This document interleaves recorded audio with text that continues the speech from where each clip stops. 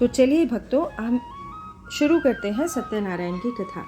सत्यनारायण कथा स्कंद पुराण के रेवा खंड से संकलित की गई है।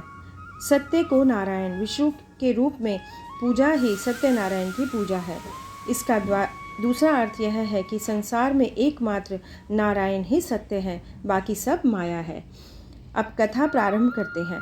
एक समय नैमिषारण्य तीर्थ में शौनकादि 88,000 ऋषियों ने श्री सूत जी से कहा, हे प्रभु, इस कलयुग में वेद विद्या रहित मनुष्यों को भक्ति किस प्रकार मिलेगी तथा उनका उद्धार कैसे होगा? कोई ऐसा तप कहिए जिससे थोड़े समय में पुण्य प्राप्त हो जाए तथा मन वांछित फल मिले।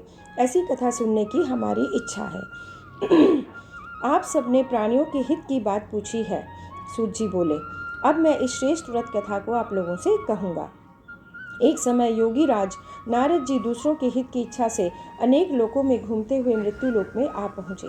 यहाँ अनेक योनियों में जन्मे हुए प्राय सभी मनुष्यों को अपने कर्मों के अनुसार अनेकों दुखों से पीड़ित देखकर सोचा कि किस यत्न के करने से निश्चय ही प्राणियों के दुखों का नाश हो सकेगा। ऐसा मन में सोचकर विष्णु लोक को गए। वहाँ श्वेत वर्ण और 4 भुजाओं वाले देवों के ईश नारायण को देखकर, जिनके हाथों में शंख चक्र गदा और पद्म थे तथा वरमाला पहने हुए थे, स्तुति करने लगे। हे भगवान, आप अत्यंत शक्ति से संपन्न हैं। मन तथा वाणी भी आपको नहीं पा सकती। आपका आदि मध्य अंत भी नहीं है। आप निर्गुण स्वरूप सृष्टि के आदि भूत व भक्तों के दुखों को नाश करने वाले हैं। आपको मेरा नमस्कार है। नारद जी द्वारा इस प्रकार की स्तुति सुनकर विष्णु भगवान बोले, हे मुनिश्रेष्ठ, आपके मन में क्या है? आपका किस काम के लिए आगमन हुआ है? निसंकोच कहिए।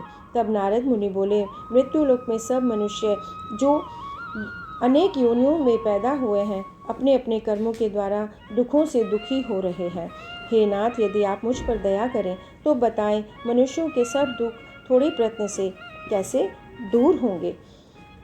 तब श्री विष्णु भगवान बोले, हे नारद, मनुष्यों की भलाई के लिए तुमने बहुत अच्छी बात पूछी है। जिस काम के करने से मनुष्य मोह से छूट जाता है, स्वर्ग तथा मृत्यु लोक में भी जो दोनों में ही दुर्लभ है, मैं तुमसे एक ऐसा व्रत कहूँगा, उसे प्रेमवश होकर सुनो। सत्यनारायण भगवान का यह व्रत अच्छी तरह विधि पूर्वक करके मनुष्य धरती पर आयु पर्यंत सुख भोग कर मरने पर मोक्ष को प्राप्त हो जाता है। यह व्रत दुख शोक आदि को दूर करने वाला, धन धान्य को बढ़ाने वाला, सौभाग्य तथा संतान को देने वाला है। यह व्रत सब स्थानों पर विजय करने वाला है। भक्ति और श्रद्धा के साथ किसी भी दिन मनुष्य श्री सत्यनारायण की प्रातःकाल के समय ब्राह्मण और बंधुओं के साथ धर्म परायण होकर पूजा करे। भक्ति भाव से नैवेद्य केले, फल, शहद, घी, दूध और गेहूं का आटा सवाया लेवे और सब पदार्थों को भगवान के अर्पण कर दे। बंधुओं सहित ब्राह्मणों को भोजन कराए, पश्चात स्वयं भोजन करे। रात्रि में नृत्य गीत आदि का आयोजन करे। विशेष रूप से कलिकाल में भूमि पर यही मोक्ष का सरल उपाय है। सूची बोले, हे ऋषियों, जिसने पहले समय में इस व्रत को किया है, इसका इतिहास कहता हूँ।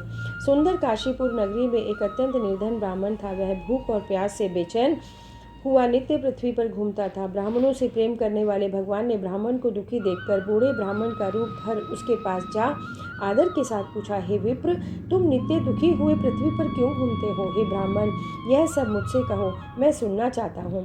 ब्राह्मण बोला, मैं निर्धन ब्राह्मण हूँ, भिक्षा के लिए पृथ्वी पर फिरता हूँ। हे भगवान, यदि आप इससे छुटकारा पाने का कोई उपाय जानते हैं तो बताइए।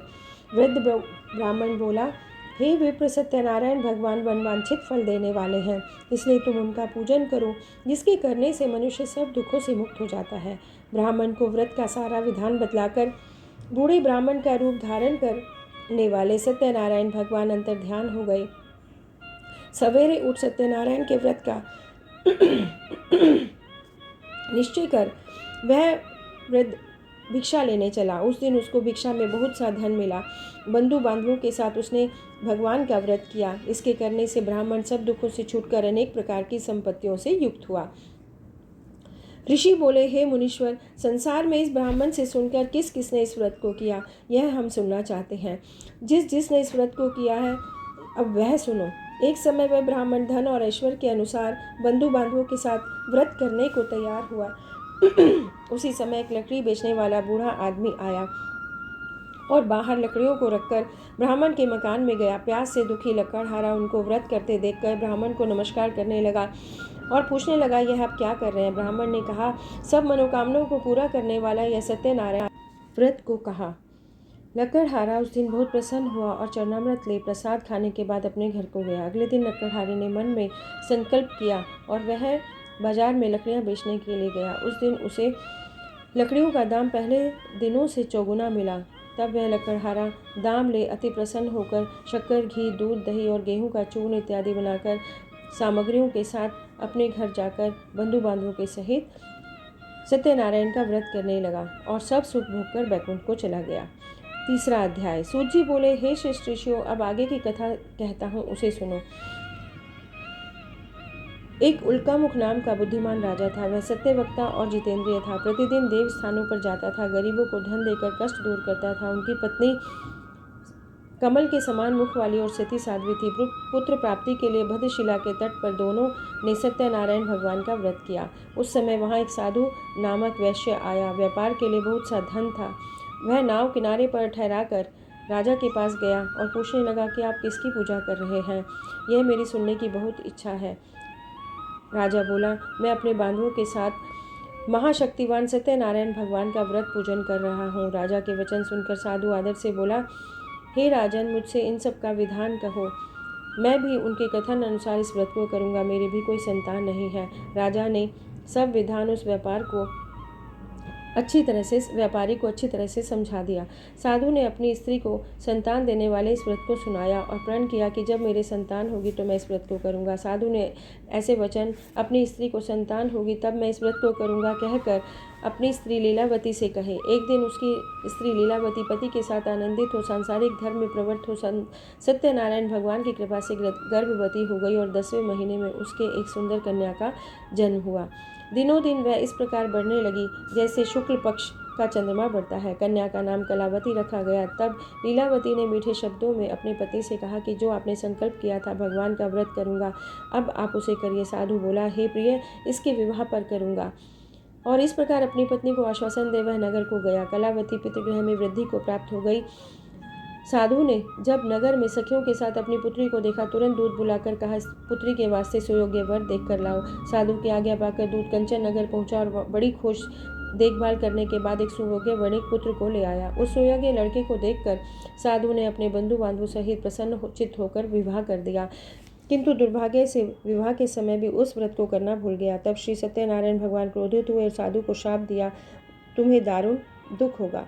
अपने कार्य में कुशल साधु वैश्य जमाता सहित समुद्र के समीप स्थित रत्नपुर नगर में गया और वहां दोनों ससुर जमाई चंद्रकेतु राजा के इस नगर में व्यापार करने लगे। एक दिन भगवान सत्यनारायण की माया से प्रेरित हो चोर राजा का धन चुरा कर जा रहा था, किंतु राजा के दूतों को आता देखकर चोर घबराकर भागते हुए धन को वहीं चुपचाप रख दिया जहाँ वे ससुर जमाई ठहरे हुए थे। जब दूतों ने उस साधु वैश्य के पास राजा के धन को रखा देखा तो वे दोनों बांध कर ले गए और राजा के समीप जाकर बोले, हे राजन, यह 2 चोर हम पकड़ कर लाए हैं, अब आज्ञा दीजिए। तब राजा के आगे से कठोर कारावास में डाल दिया गया। उनका सब धन छीन लिया गया। सत्यनारायण भगवान के शाप के कारण साधु वैश्य की पत्नी पुत्री भी घर में बहुत दुखी हुए। उनके घर पर जो धन रखा था चोर चुरा कर ले गए। शारीरिक मानसिक पीड़ा तथा भूख प्यास से अति दुखित हो अन्न की चिंता में कलावती एक ब्राह्मण के घर गई। वहाँ सत्यनारायण भगवान का व्रत होते देखा। फिर कथा सुनी, प्रसाद ग्रहण किया। रात को घर आई। माता ने कलावती से कहा, हे पुत्री, अब तक कहाँ रही, वह और तेरे मन में क्या है? कलावती बोली, हे माता, मैंने एक ब्राह्मण के घर सत्यनारायण भगवान का व्रत देखा था। कन्या के वचन सुनकर लीलावती भगवान के पूजन की तैयारी करने लगी। लीलावती ने परिवार बंधुओं सहित सत्यनारायण भगवान का पूजन किया, वर मांगा और कहा कि हे प्रभु, मेरे पति दामाद शीघ्र घर आ जाएं। साथ ही प्रार्थना की, सबका अपराध क्षमा कीजिए। सत्यनारायण भगवान इस व्रत से संतुष्ट हुए और चंद्रकेतु को स्वप्न में दर्शन देकर कहा, हे राजन, ध्वज और वैश्यों को तुमने बंदी बना रखा है, वे निर्दोष हैं, उन्हें प्रातः छोड़ दो और उनका सब धन वापस लौटा दो, नहीं तो मैं तेरा राज्य, धन, राज्य, पुत्र आदि सब कुछ नष्ट कर दूंगा। राजा ने वचन सुने और जब भगवान अंतर्ध्यान हो गए, प्रातःकाल चंद्रकेतु ने सबको स्वप्न सुनाया, दोनों वणिक पुत्रों को कैद से मुक्त कर दिया। और उनका जितना भी धन लिया था दुगना धन देकर आदर सहित विदा किया। दोनों वैश्य अपने घर को चल दिए। चौथा अध्याय। सूत जी बोले, वैश्य ने मंगलाचार करके यात्रा आरंभ की और अपने नगर को चला। उनके थोड़ी दूर निकलने पर ही दंडी वेशधारी सत्यनारायण ने उनसे पूछा, हे साधु, तेरी नाव में क्या है? अभिमानी वणिक हंसता हुआ बोला, हे दंडी, आप क्यों पूछते हैं? क्या धन लेने की इच्छा है? मेरी नाव में तो बेल और पत्ते हैं। वैश्य का कठोर वचन सुन भगवान ने कहा, तुम्हारा सत्य वचन हो। दंडी ऐसा कहकर वहां से चले गए, समुद्र के किनारे बैठ गए। दंडी के जाने से वैश्य ने नित्य क्रिया करने के बाद नाव को ऊंची उठा देखकर अचंबा किया। नाव में बेल पत्ते देखकर मूर्छित होकर जमीन पर गिर पड़ा। फिर मूर्छा खुलने पर अत्यंत शोक करने लगा। तब दामाद बोला, आप शोक न करें, यह तो दंडी का शाप है, अतः उनकी शरण में चलना चाहिए, तभी हमारी मनोकामना पूरी होगी। दामाद के वचन सुनकर वैश्य दंडी के पास पहुंचा और भक्ति भाव से नमस्कार करके, भगवान, आपकी माया से मोहित ब्रह्मा आदि भी आपके रूप को नहीं जानते, तब मैं अज्ञानी कैसे जान सकता हूँ? आप मेरी रक्षा कीजिए और नाव में पहले के समान धन भर दीजिए।